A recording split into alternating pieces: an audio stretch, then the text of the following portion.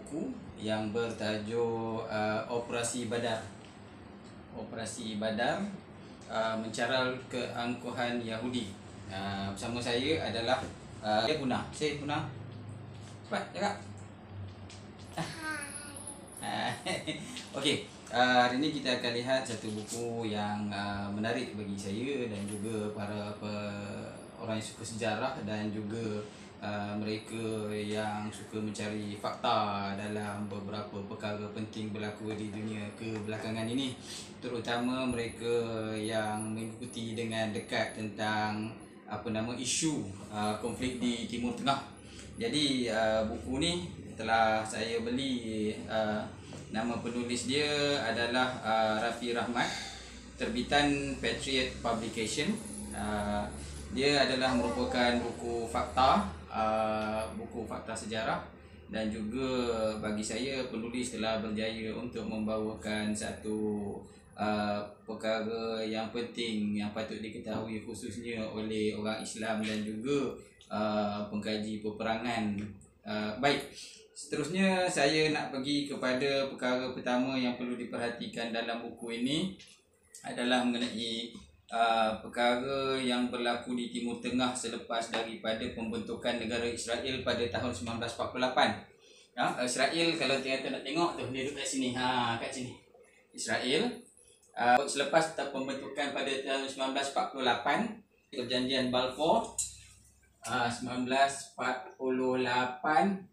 Israel menduduki satu kawasan di sekitar Baitul Muqaddis, dan kemudian dengan secara agresif dia telah berkelahi dengan beberapa jiran dia, termasuklah negara sekelilingnya iaitu Jordan, Syria, ni Mesir, pada asalnya Mesir.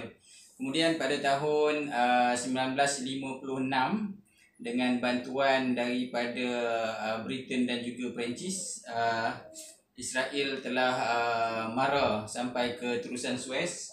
Ini terusan Suez, dan daripada terusan Suez itu mereka telah berjaya menguasai terusan Suez dengan alasan Presiden Mesir pada masa itu nak monopoli terusan Suez dengan kadar cukai yang tinggi. Maka mereka, Israel dengan bantuan Britain dan juga Perancis, telah menguasai terusan Suez.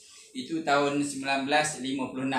Kemudian pada tahun 1967 berlaku yang peperangan pertama tu berlaku 1948. Setelah Israel duduk dekat sini, berlaku peperangan pertama. Kemudian berlaku peperangan kedua pada tahun 1966 apabila penguasaan Israel sampai ke Suez, dan kemudian berlaku sekali lagi satu peperangan yang disebut sebagai peperangan 6 hari pada tahun 1967.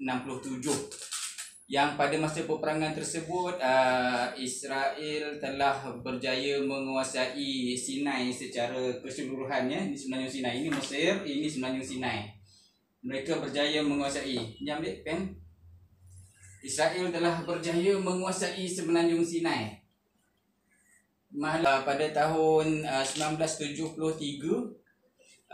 berlakulah peperangan yang disebut sebagai perang Yom Kippur. Jadi buku ni tuan-tuan adalah yang nak menerangkan tentang operasi Badar yang disebut sebagai peperangan Yom Kippur. Yom Kippur. Sebab apa? Dalam peperangan yang pertama, yang kedua, ataupun kita sebut semasa krisis di terusan Suez ni, bila Israel berjaya menguasai sampai Suez ni, mereka telah membuat satu garisan pertahanan yang dikenali sebagai Bar-Lev. Di sini Bar-Lev.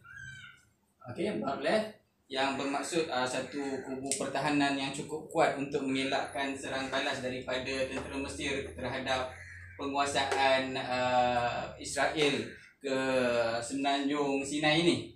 Tapi terlebih dahulu tuan-tuan nak tahu kenapakah Israel nak dapatkan Sinai ni. Sebenarnya kalau ikut daripada kitab Taurat ataupun daripada kitab Old Testament, dia ada sebut mengenai bagaimana tanah yang dijanjikan Tuhan itu adalah merupakan di antara sungai Nil yang berada di sini dan sampailah ke sungai Euphrates atau sungai Furat di Iraq sana.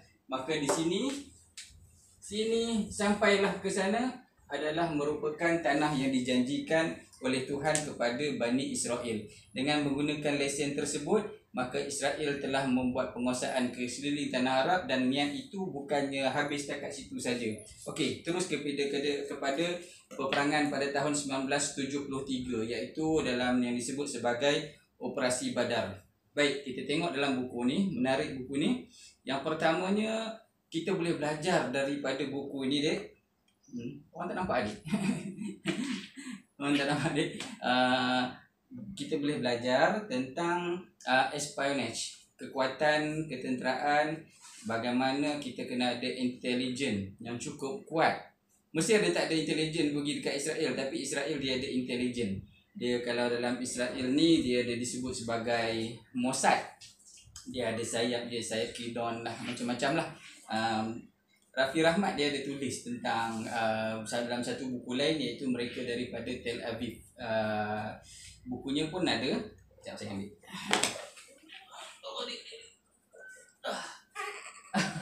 Sorry. Okey, ni buku dia. Mereka dari Tel Aviv. Okey, boleh beli dan baca. Kemudian dalam saya suka dalam bab spy ni, sebab ia memberi satu pengajaran yang amat besar kepada kita untuk berhati-hati tentang kedudukan musuh dalam kita punya kekuatan. Sebab dalam kes ini, Israel tengah meletakkan seorang spy yang begitu dekat dengan ketenteraan Mesir. Antaranya adalah seseorang spy yang dipanggil sebagai Babel atau Ashraf Marwan. Okay? Yang mana dia adalah menjadi menantu kepada Presiden Jamal Abdel Nasser. Dia general pada masa itu. Jamal Abdel Nasser lepas tu dia jadi presiden. Dia jadi menantu kepada Jamal Abdel Nasser. Jadi segala rahsia ketenteraan Mesir itu sampai ke Israel pada masa itu. Manakala di situ juga satu spy yang terkenal, Eli Cohen, pun ada juga, dia pernah merisik di Israel, merisik di Mesir dan juga di Syria. Tuan-tuan, lepas tu dengan kekuatan Israel disertai dengan spy dia yang bagus, ya, dalam sayap ketenteraan Mesir pun ada, maka dari situ peperangan bermula dalam bulan Oktober 1973. Baik.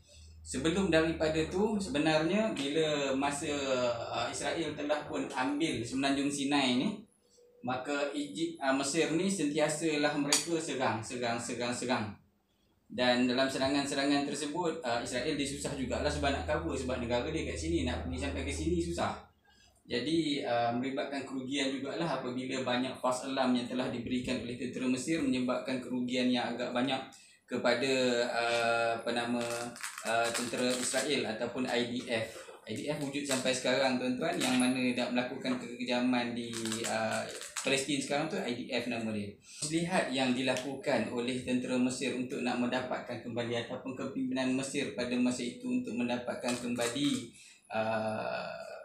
Semenanjung Sinai ini.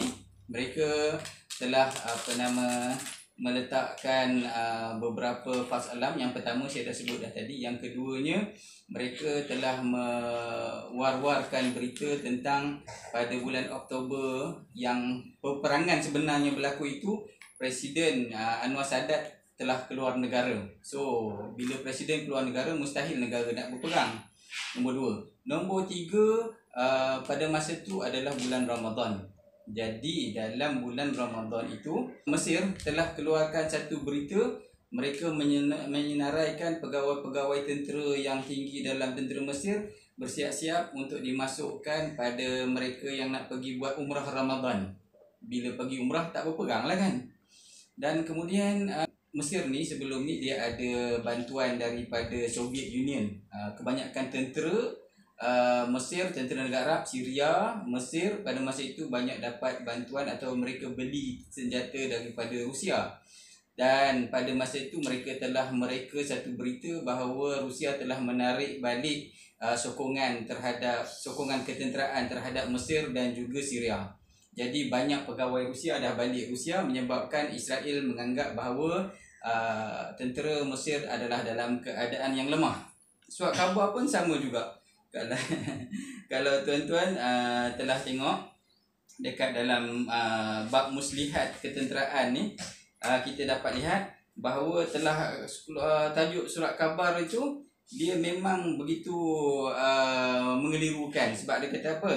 Angkatan bersenjata Mesir tidak bersedia untuk perang, namun beberapa elemen tentera mahu perang dengan Israel diteruskan. Korupsi berleluasa. Dia menggambarkan tentera Mesir dalam keadaan yang amat lemah. Tentera hanya memiliki bekalan peluru untuk sebulan. So Israel begitu percaya dengan berita-berita ni. Sebab intelijen ni kalau kita nak tipu dia, kita tipu dengan perang syarat macam ni lah.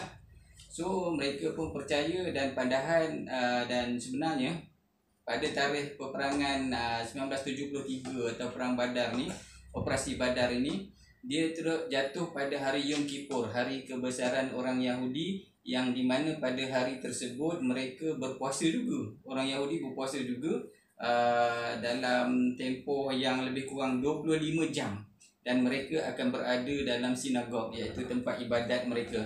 Jadi bila banyak faktor yang saya sebutkan tadi menyebabkan pihak risikan Israel mahupun Jeneral Israel, tentera perang pada masa itu adalah Moshe Dayan, dia pun tak agak benda tu akan berlaku. Mesir dah lemah. Bahkan dalam kata-kata dia yang bongkak itu, dia telah menyatakan perkara yang orang tak percaya bahawa sebenarnya Mesir mampu untuk menyerang Israel pada masa tersebut. Israel berjaya berundur balik ke sempadan mereka, dan akhirnya melalui perjanjian damai maka diserahkan kembali Sinai kepada Mesir, dan juga tapi malangnya Syria dan Jordan dia tak dapat balik tanah mereka. Walau bagaimanapun strategi yang telah dilakukan oleh tentera Mesir dan juga ally, dia punya sekutunya tu berjaya mengalahkan tentera Israel.